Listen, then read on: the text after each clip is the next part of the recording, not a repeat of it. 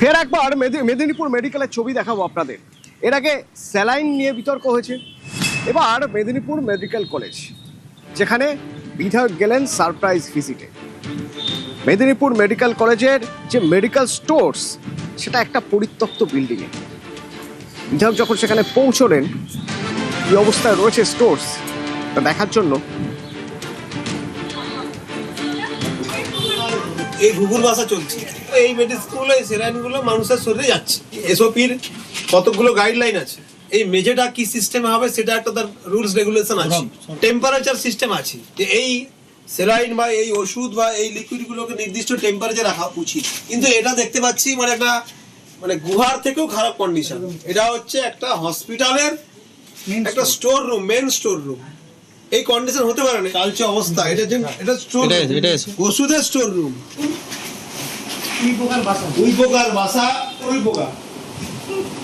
এই ওষুধ মানুষের কাছে 15 বছর ধরে এখানকার যারা আগে হেলথ মিনিস্টার ছিলেন, তৃণমূল কংগ্রেস সরকার ছিল, এই ওষুধগুলো প্রয়োগ করেছে।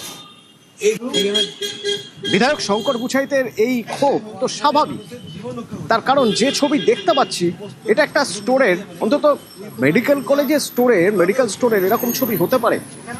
সরাসরি শোভন আমার সঙ্গে রয়েছে। শোভন, আরো বিস্তারিত জানতে চাইবো তোমার থেকে আমি, যে এখানে ওষুধ রাখা হয় কিভাবে? এখানে তো জীবনদায়ী ওষুধও রাখা হয়, কিভাবে রাখা হয়? মানে যারা এখানে কাজ করেন বা এই স্টোরে যারা কাজ করেন, আর তাদের যে ন্যূনতম টয়লেট, সেই টয়লেটটা কি রয়েছে?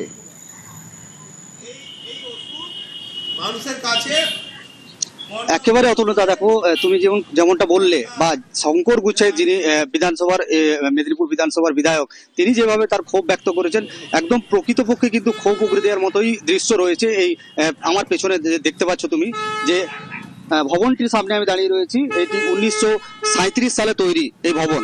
এই পরিত্যক্ত ভবনেই কিন্তু মেডিকেল স্টোর, অর্থাৎ লক্ষ লক্ষ টাকার জীবনদায়ী ওষুধ থেকে শুরু করে সেলাইন, সমস্ত কিছুই কিন্তু এই যে ভবন, পরিত্যক্ত ভবন, সেই পরিত্যক্ত ভবনের মধ্যেই রাখা হয়। এবং সব থেকে বড় ব্যাপার যেটি, যে স্বাস্থ্য ভবনের যে এসওপি, অর্থাৎ কিভাবে এইসব যে ওষুধ বা মেডিসিন যে রাখা হচ্ছে, সেগুলি কিভাবে রাখা হবে, কোন পদ্ধতিতে রাখা হবে, কি কি পদ্ধতি অবলম্বন করা উচিত, সে সমস্ত কিন্তু এসওপির মাধ্যমে নির্দেশ দেওয়া হয়েছে, কিন্তু সেটা কোনোটাই কিন্তু পালন করা হচ্ছে না। এখানে যে স্টোর ইনচার্জ যারা আছে বা কর্মী যারা আছে, তাদের পরিষ্কার বক্তব্য যে এখানে কোনো পরিকাঠামোই নেই। যেভাবে এসওপিতে বলা হয়েছে ওষুধ রাখার জন্য, সেলাইন রাখার জন্য, সেই সমস্ত কোনো পরিকাঠামোই নেই এই ভবনে। তাই তারা মাটিতেই ওষুধ, মাটিতেই সেলাইন ফেলে রাখতে হচ্ছে। এই বর্ষার সময় মাটিতে জল জমে যায়, সেই অবস্থাতেই কিন্তু মাটিতে পড়ে থাকে ওষুধ এবং সেলাইন। শুধু তাই নয়, দিনের পর দিন এভাবে পড়ে থাকার ফলে এই ভবনের মধ্যে থাকা যে ইঁদুর, সেই ইঁদুর কিন্তু ওষুধ খেয়ে নেয়, এমনটাও অভিযোগ উঠে আসছে। যার ফলে কিন্তু কোনো সময় তাদের স্টক মেলাতেও অসুবিধায় পড়তে হয়, কারণ হচ্ছে যে সমস্ত ওষুধ রাখা হয়, সেই সমস্ত ওষুধ এখান থেকে উধাও হয়ে যায় ইঁদুরের জন্য। শুধু তাই নয়, আরো অভিযোগ যে শুধু তাই নয়, দেওয়াল জুড়ে আচ্ছা, একটা তো ওষুধ ঠান্ডার মধ্যে রাখতে হয়, কিছু ওষুধ ঠান্ডায় রাখতে হয়, তার জন্য একটা কোল্ড চেন তৈরি করতে হয়। সেই ব্যবস্থা কি আদৌ এখানে আছে শোভন?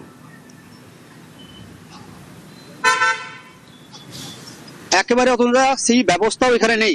কারণ হচ্ছে এখানে মোট এই ভবনটিতে 3টি রেফ্রিজারেটর আছে।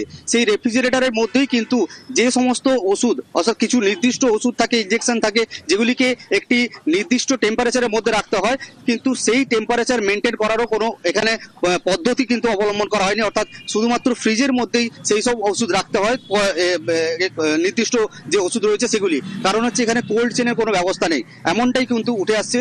আরও অভিযোগ যেটা স্টোর কিপারদের, যে তাদের যে ন্যূনতম যে টয়লেট, সেই টয়লেটটুকু কিন্তু এই ভবনে নেই।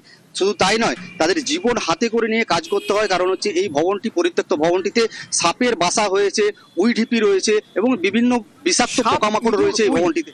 এই নিয়ে মেদিনীপুর মেডিকেল কলেজের মেডিকেল স্টোর, সাথে সাথে বিল্ডিং, ফ্রিজ মতো 3টে স্টোরে যে কর্মীরা কাজ করবেন, তাদের জন্য টয়লেটও নেই।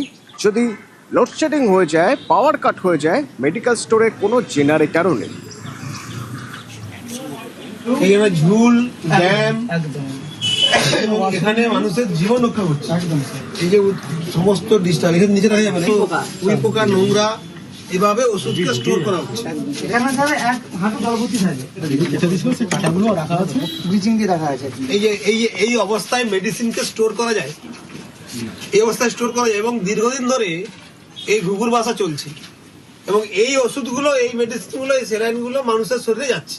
এই যে মেঝে যার উপরে আপনি ওষুধ রাখবেন, মেডিসিন রাখবেন, এই মেঝে গত 15 বছর ধরে তৃণমূল সরকার, চোরেদের সরকার কি করেছে এবং এই চিত্র হাড় হিম করা চিত্র, যে মেডিসিন গুলো রোগীদের দেহে যায়, মেডিসিন গুলো ইঁদুর খেয়ে নেয়, মেডিসিন গুলোতে উই পোকা ধরে যাচ্ছে, নিচে ড্যাম হয়ে যাচ্ছে, জল জমে যাচ্ছে, বর্ষার সময় নিচে জল।